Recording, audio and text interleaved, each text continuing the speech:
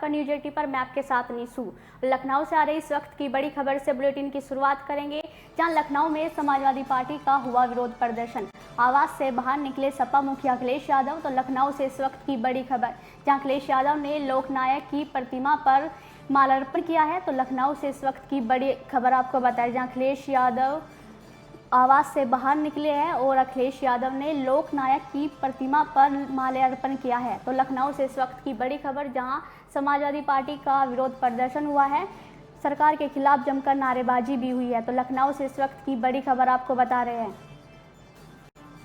जयप्रकाश नारायण जयंती पर उनकी मूर्ति पर माल्यार्पण को लेकर लखनऊ में सियासी हंगामा मचा हुआ है। अखिलेश यादव को जेपी सेंटर जाने से रोक दिया गया था। राज्य सरकार के खिलाफ पार्टी कार्यकर्ताओं के नारे के बीच उन्होंने अपने आवास के बाहर लोकनायक की प्रतिमा पर माल्यार्पण किया। श्रद्धांजलि देने के लिए सपा प्रमुख अखिलेश यादव जेपी सेंटर जाना चाहते थे, लेकिन उनके घर के बाहर बैरिकेडिंग कर दी गई थी और जेपी सेंटर को भी सील कर दिया गया था। घर से बाहर कार्यकर्ताओं को संबोधित करते हुए अखिलेश ने कहा कि हम जयप्रकाश नारायण जी की जयंती मनाते हैं।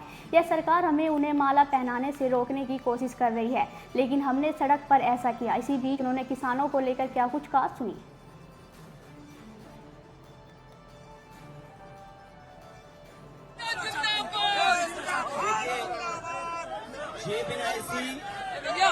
वर्ल्ड क्लास एक जगह बनी है और मुझे याद है जिस समय नेताजी ने शिलान्यास किया था, उस समय देश के सोशलिस्ट नेता नेताजी के साथ जॉर्ज फर्नांडिस से लेकर के बहुत बड़े पैमाने में नेता रहे थे उस समय।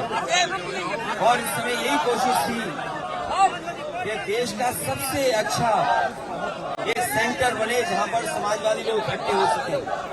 और जिस तरीके से इंडिया हेरिटेज सेंटर बना है, उससे भी अच्छा या उससे बेहतर बने।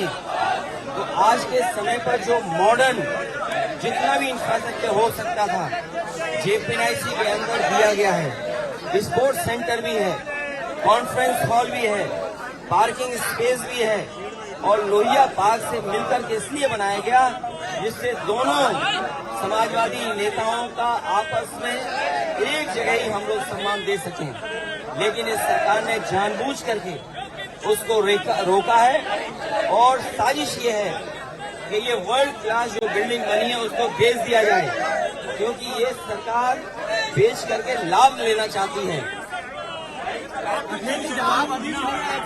जो सरकार भेड़िए से, जो सरकार भेड़ियों से गरीबों को नहीं बचा पा रही है, जो सरकार गुलदार से गरीबों को, किसानों को नहीं बचा पा रही है, और अभी तक ये सरकार पता नहीं कर पाई है कि गरीब के बच्चों पे हमला कौन कर रहा है जिसकी वजह से जान जा रही है। तो वो सरकार हमारे स्वास्थ्य की चिंता क्यों कर रही है कि वहां पर कुछ है, बिच्छू हैं। ये कौन बोल रहा है बिच्छू हैं? इन्हें हमारे स्वास्थ्य की इतनी क्यों चिंता है कि हमें बिच्छू खा जाएगा? सरकार में ही बिच्छू है। भारतीय जनता पार्टी स्वतंत्रता आंदोलन में नहीं रहे। भारतीय जनता पार्टी के लोगों ने स्वतंत्रता आंदोलन में कोई योगदान नहीं दिया है। इसलिए जो लोग योगदान और जिनके कारण देश आजाद हुआ है, उनका ये सम्मान नहीं करना चाहती भारतीय जनता पार्टी। भारतीय जनता पार्टी के लोगों के महापुरुष स्वतंत्रता आंदोलन में कितने थे या किस तरह का व्यवहार रहा स्वतंत्रता आंदोलन में, वो इतिहास किसी से छिपा नहीं है। जिन लोगों ने आजादी दिलाई और आजादी के बाद देश को एक नई विचारधारा दी, उसको रोकने का काम कर रहे हैं। ये समाजवादियों का आंदोलन रुकने वाला नहीं है, इसी तरीके से लगातार चलता रहेगा।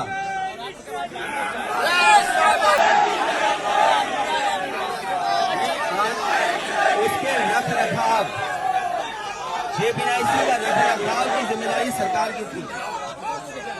जेपीएनआईसी के निर्माण को पूरा करना, पूरा कर करके उसको जनता के लिए खोलने की जिम्मेदारी भारतीय जनता पार्टी की थी। 70 करोड़ रुपए भी दे दिए अपने